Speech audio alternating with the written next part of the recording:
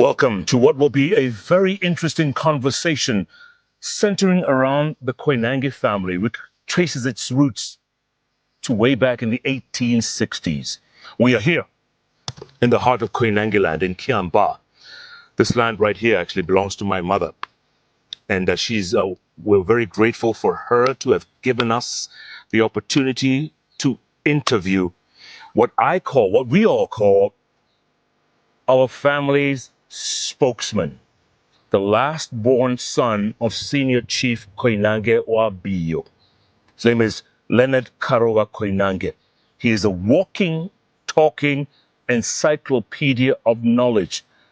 And you need to listen in to find out the history of this family. But before that, my own mother, who grew up in a village called Gedega, about maybe 10, 15 kilometers from here, and was married into the Koinange family. Back in 1959, had 4 children, but her husband died soon after independence. And she's here to welcome us to this piece of land and this interview. I call it Nyinawa Munene or Nyinawa Kabaka.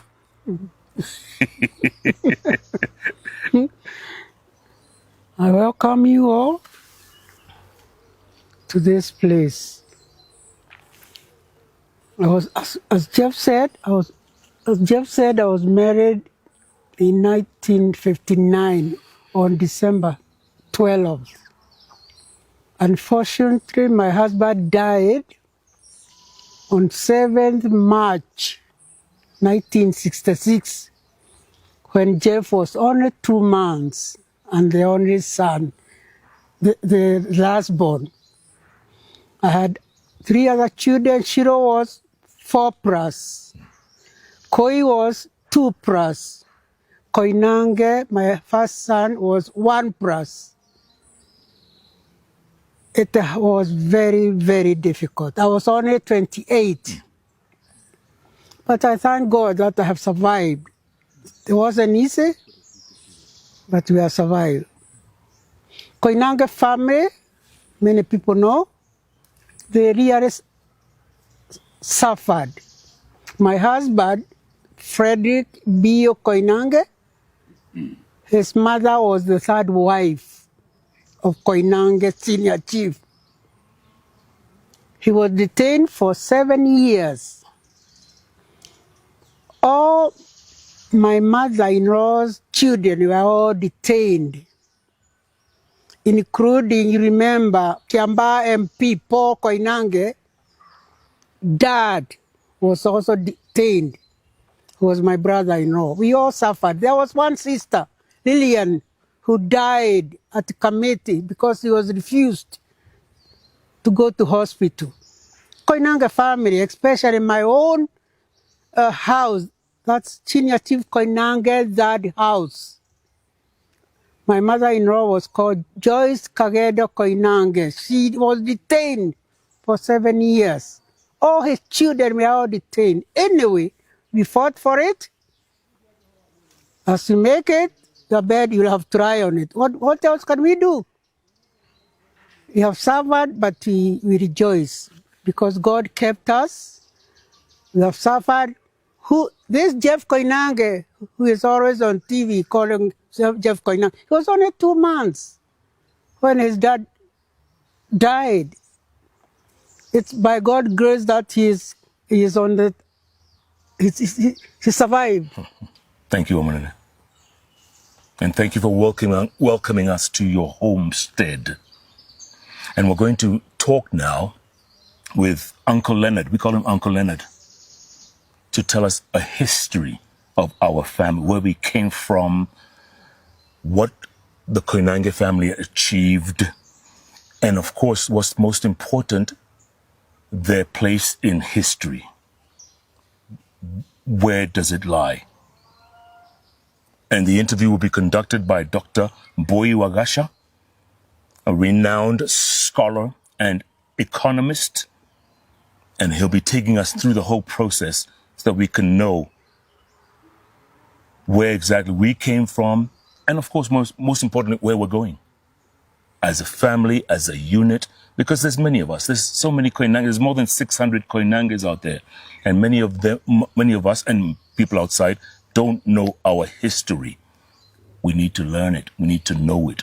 We need to appreciate it. And that's what we're going to do going forward. Sawa. Nigu.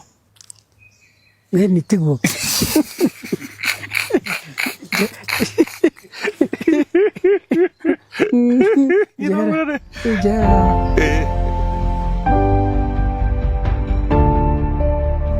Good morning.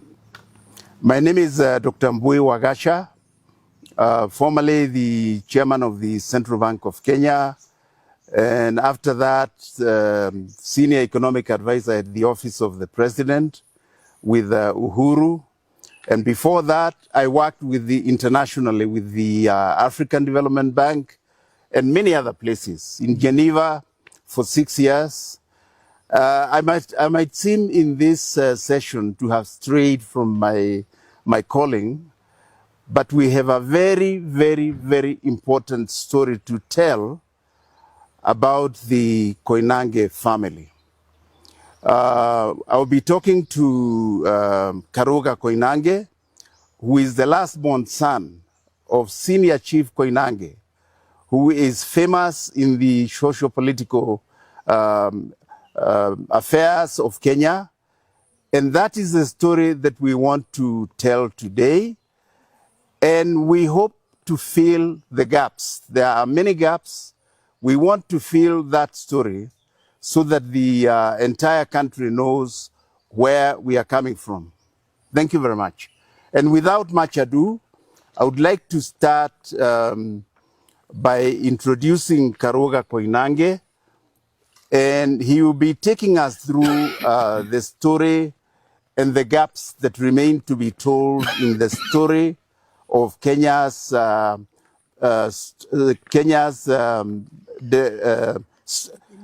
path to independence. Many, many years before many of you were born, many, many years before I was born. So without much ado, I would like to start by enlightening the story of the start of the Koinange family. We would like to see Karuga Koinange take us through the early life of the man who became an epic leader of the Kenyan political push for independence.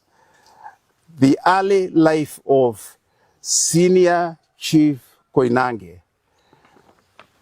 Karuga, please, can you take us through the early life of Senior Chief Koinange, the man who became the paramount chief, Senior Koinange? Koinange family stems from the Koinange himself. Koinange is son of Bio, and Bio is son of Gikonyo, and Gikonyo is son of Gadesha. Gadesha brought in Jono, so we are Bare Ajono. Jono and his son Gikonyo, they came in from Muranga, just like all the Kikuyus in Kiambu. They came from Muranga, from Gatanga. In fact, his father, Magua, was son of Mogwe. And Mogwe came from a place called Jiko. Jiko is part of where Mbari Agashiko came from.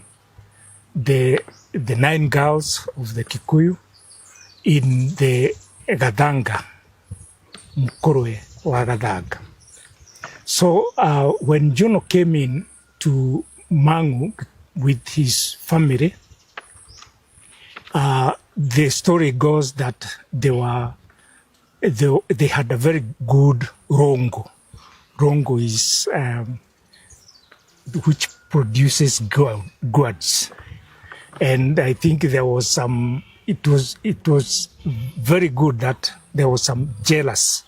So the people decided that they move out from Muranga. So they came to a place, Mangu. In fact, White Sisters, where the White Sisters are, all the land from White Sisters down to where River Chania and River Athi meets, that was land of Jono. And so White Sisters came and took their land there, and Jono then moved Riara. They were saying it's Kamete because the big river was Kamete. They crossed Kamete and they came to Riara. So when they came to Riara, they were staying between Kiambu town and where the Riara itself springs, which is somewhere near Rimuru. All that land also became land of, Jono bought that land from the Dorobo. And they stayed there, and in that land, that is where Koinange was born. He was born in a place, now they call it Kawaida. It used to be a Mzungu farm called Broom Hill, and that's where Koinange was born. They were also moved out from Riara, from Broom Hill, when the Mzungu came and they chased out Koinange, and Koinange came here as a Mohoi. Mohoi is Kikuyu. They used to go to somebody's land and you are allowed to build and stay there. He came here as a Mohoi. This land where we are belonged to Amboi, Abariadobe, and they gave Koinange a place to build. And afterwards, he started buying this land, and now he became a landowner, Koinange himself. So when he came here, he had only 3 wives. The first wife was Maria Mwamboi, the second wife, Juria Njeri, and a third wife, Joyce Kagendo. And Joyce is now the mother of Mrs. Mbio, is mother of Mary Mbio. Okay. When they arrived in Mangu from Muranga, and then occupied their land, started life in Riara, were there white settlers? No, It seems there is a story that out of the kindness of landowners in that area, out of that kindness to settlers, there came attention about the ownership of land that begins from there. Can you enlighten us on? No, when Koinange was now this land where we are, before he came here, the land between Riara River and now the road going to Nazareth Hospital, that road, that land was their land. Okay. And when the first Mzungu came, the first Mzungu to come for them to see was Count Tereki.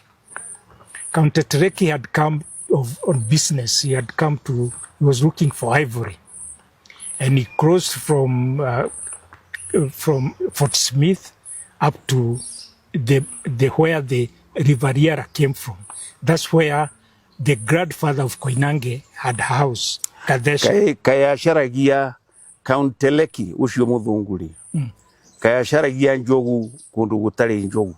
Goko kwayo ire jogu. Okay. Yeah. There were a lot of elephants. This land was full of animals.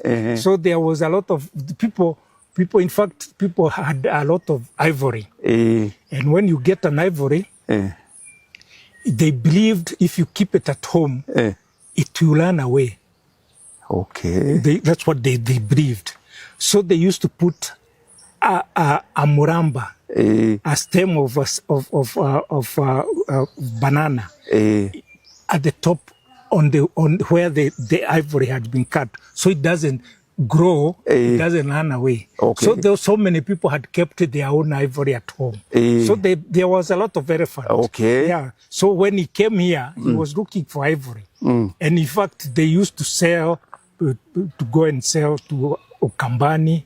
There are some people who from Arabs used to come and buy. So it was not new that somebody's coming for ivory. They knew people would come and buy ivory. Okay. Yeah, so there was ivory. And so when Count Trek came, he made a north with Gadesha, now the grandfather of Koinange, that you be like defended. They would not fight him because any new person would be. So, but not long when he crossed Liara to Dumberi, the sons of Bio, they started the war with him. In fact, Count Trek was I mean, in the business, I think there was something, and they started a fight. Count Trek had soldiers who he had come with, and they killed 46 of Koinange's brothers here in Dumberi. Okay. So, and of course, he went out, he didn't come back this way. He crossed over. So Koinange, when the other Wazungu came, they were friendly. And just like any other person from Muranga would come and be given a place to build, they gave the Wazungus places to build. And Koinange is saying, before Koinange moved from there, there were about 10 houses. Some near Tigoni, some across Dumberi, some in his own land. There were some people who were, there were about 10 houses. Yeah. Kwoguo ihinda riu maikarite mena thayu gutiai na mathina settlers na andu airu aria mari ene migunda. Gutiari thina no gutiari thina tondu noigua when Mzungu came, he was looking for a leader.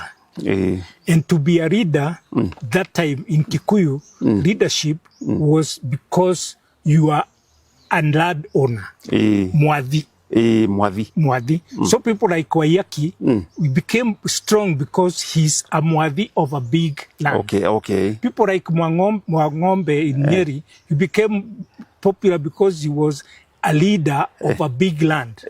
So Koinange, Gadesha was now the steward, the Muramati of a big land of Jono. So when Mzungu came and he would ask, who is in charge of this area? The in charge is the leader of that land. And that is the one of the biggest problem Mzungu didn't understand.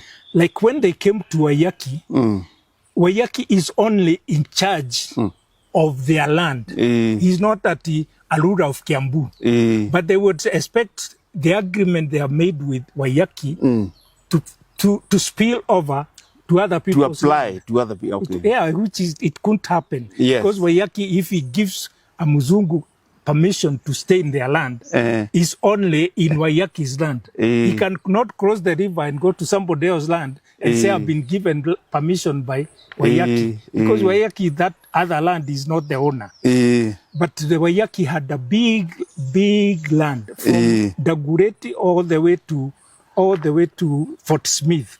All that land belonged to Waiyaki family. Yeah. Let's come to Koinange the adult. He has 3 wives, as you say. Yeah. And then he becomes the clan leader. Yeah. What kind of responsibilities did he exercise? Koinange got circumcised in the age group of Kienjeku. The Kienjeku age group was circumcised after Jenga. Jenga age group. And Jenga is the same age group, is the same name as Bera. If you hear somebody is called from Bera, is the same as Jenga. So, and the way Kikuyu had organized their age group, they were organized that there will be 9 age groups and another 9, and now the 18 age groups become a generation. Okay. So after the ninth generation, after the 9th age groups get circumcised, you break for 9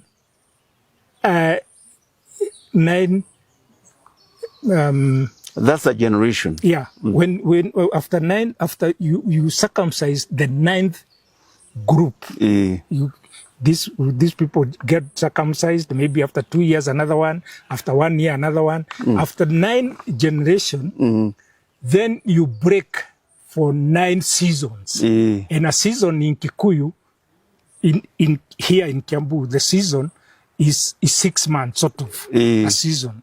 1 year had 2 seasons. Jahe and Mwere. So you break for 9 seasons. So Koinange, when Bera got circumcised, it was the 9th group. Okay. So there has to be a break of 9th season. So Koinange, when they were getting circumcised, they were big boys. They were more than 25 years old. Okay. They were more than 25 years old. So Koinange became a leader because they are being circumcised as grown up. Okay. So he became a leader of the Kienjeku age group. And he's also a leader because now his land, which used to be, now Mbio was the Muramati. Now Koinange becomes a Muramati. So he's also a land leader. He's a Muadhi. He's the owner. Muadhi means the ruler. He's ruling a piece of land. So he gave Koinange, he had given already Wazungu some places to build, and they were friends. So in fact, the story is saying that Koinange, when the people were going to the First World War, a Mzungu left his animals to Koinange. Okay. Because Koinange already had given them a place to build. And they said they were left there to look for his cows, goats. And then Mzungu went for the war. And when he had gone, that's when Koinange discovered that he is not a land owner anymore. Because the goats he was looking after across the river here, the other side we call Dumberi. Dumberi is of the family of Bare Aigi. Bare Aigi is where the first wife came from. She's son of Kihara. Kihara being the son of now the family across the river. So the goats he was looking after, Akinambio, who are now the boys looking after the goats, they allowed the goats to go across because where they are going belongs to theirs, to their uncle, to their grandfather Kihara and their uncles. So Mzungu, who had been given land across by Kihara, by the Kihara, Bariaigi, he took. Now he caught all the goats. He took them to Kiambu. These goats were trespassing my land. Koinange was charged 50,000 rupees. Okay. Then after some time he paid. After some time they went again. He was told, oh, they have another 60 rupees. So Koinange decided, no, I'll have to move out from this place. So he came here, and when he came here, he was allowed to build about 600 meters from here. He built his house first there. In fact, where he was, he had started a church. The Wazungus had come with Christianity. His Dingira was being a church. So when he came here, he first built a church. And when he came here, now he's coming to be a beggar. Muhoi, Eh. because of the landowners here. The landowners who owned this land, Bariawaruige, they owned this land across up to near Ruda. So they allowed him. He called them. The Geshore family they live in Gadanga. They came, and the Koinange was shown where to build. You have to be given. Ruoka Muhoi. Okay, Muhoi and Muhoi Shibo. Because where he's working, he's a Nyavara. Near the Keto Neadogo, to be a Nyavara. And being a Nyavara, he's also a chief. But he getting one salary of Nyavara because Muzungu cannot pay him as a chief and pay him as Nyavara. So he was getting one salary. So he still was here and going to work in the settled area of Mzungu. Then he stayed. He started now buying from the family here. He started buying now this land we are on. He bought land. Yeah. And when he bought, he moved the church. He had built a church in Ite. They were calling it Ite. Ite is where the river streams from. And he moved the church. He built this house, his house. The house in front of us. Yeah. He built the house and a church. In 1920, he spent 1,978 rupees to build this house and to build the church. Because he wrote it, he wrote it somewhere that he spent that money. And this house, this church, the wives were carrying now the wood and the stone by on their back. Wood from there was a Mzungu who had a sawmill called Nightingale. They used to go there. They were calling it Nightingale.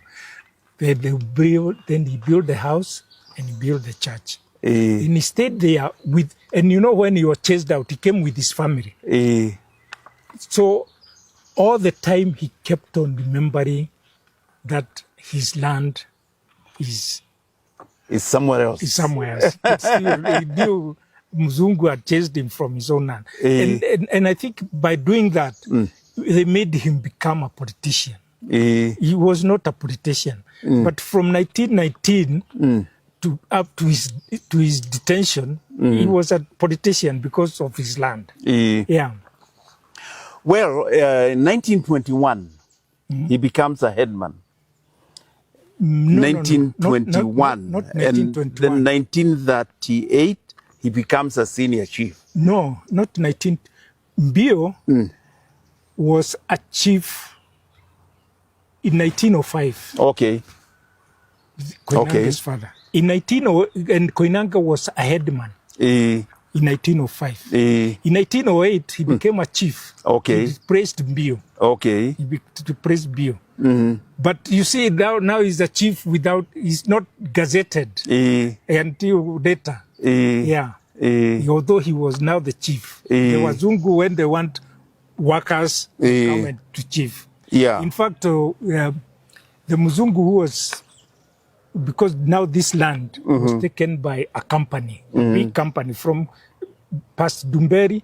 In fact, Koinange thought they have gone up to Eldoret. They thought all that land is there because he didn't know the end of Mzungu land. He was saying just one company is owning all that land. And 10 families are put just in a small land. You know, been moved into... Yeah, we are put together into a small land. So he was very bitter. Now, when Mzungu, who was a manager just across here,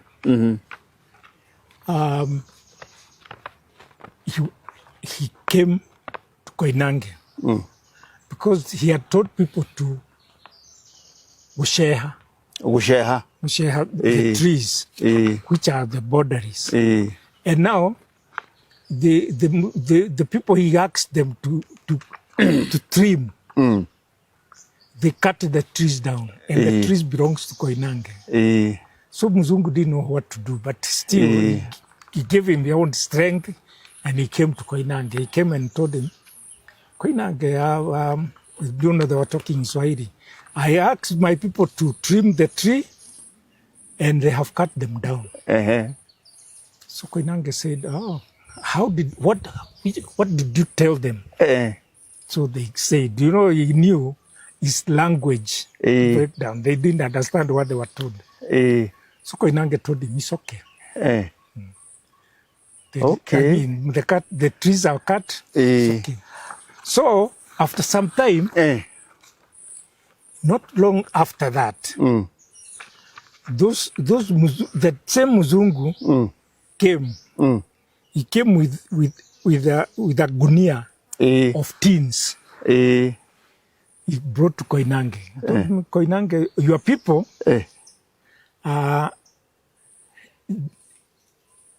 I usually pay them at the end of the week. And I was paying them. You bring how many? Of course, Koinange knew the process. You bring the tin, I give you the money. And now the tins, I have paid so much. And now there are so many tins left, and I don't have money. And according to me, these tins were not mine. So your people have managed to cut the same tin like I have. Okay. So what do I do? So the Mzungu was saying, now I don't know what to tell the owners. You know, I'm also employed. So Koinange told him, how much tins worth do you have? I don't know. It was less than 500. So he told him, keep them there, come tomorrow. So when he came, Koinange went to his own account and withdrew money and gave the Mzungu to go and pay. To go and pay now. So after some time, in 1950s, 53, the news is Koinange is detained. He's detained by Mzungu. That Mzungu who knew now Koinange. They say he actually bought a megaphone in Britain. And in London City, he was shouting, Mzungu, you are very unfair. If you can detain Koinange, I have never seen such a trustworthy person. I have never seen somebody like this. Now he was telling those stories, what happened to him.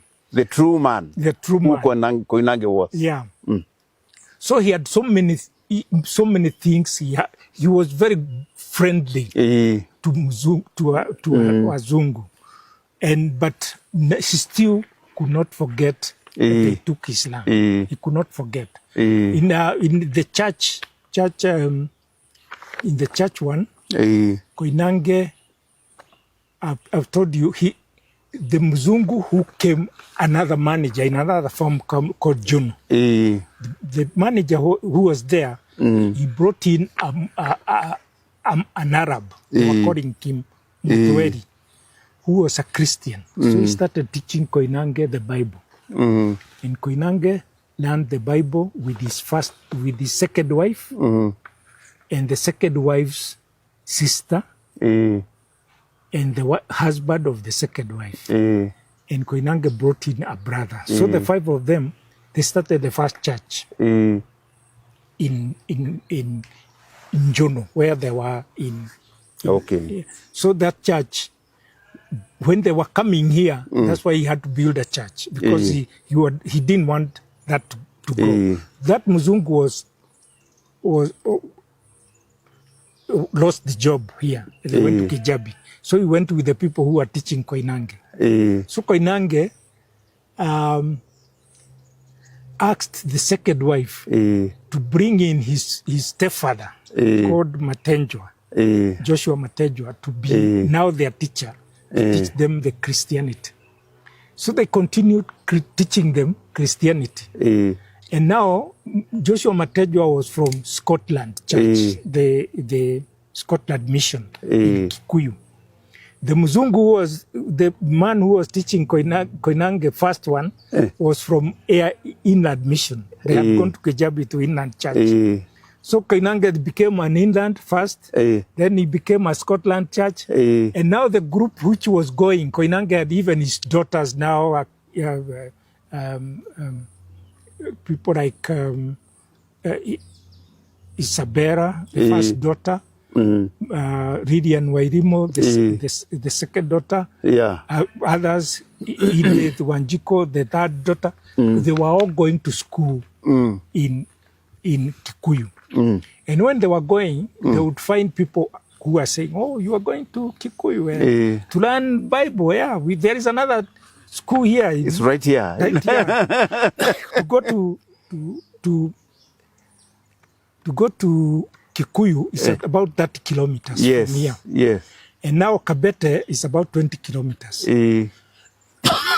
So they went to Kabete. And surely it's the same thing. You know, they didn't know the difference. In Kabete, the teacher there was Giteru. They were calling it Giteru because of his beard. It was Ricky. And now Ricky said, oh, you don't have to be coming here. For the whole group, you are coming from you're coming from Kiambaa, I'll be coming there. So he came here. Koinange built him a house to sleep in. When he was teaching, after some time, you go back, and the whole group will go for maybe baptism or anything. So, so Koinange was very serious in Christianity. So when he bought this land, he built, I told you, he built a church there. And even that church, he built another church. And when he was detained, when he was taken to detention, he gave his son a letter that he can withdraw all the money he wants to build a stone house church. So the stone building, most of the money was Koinange's.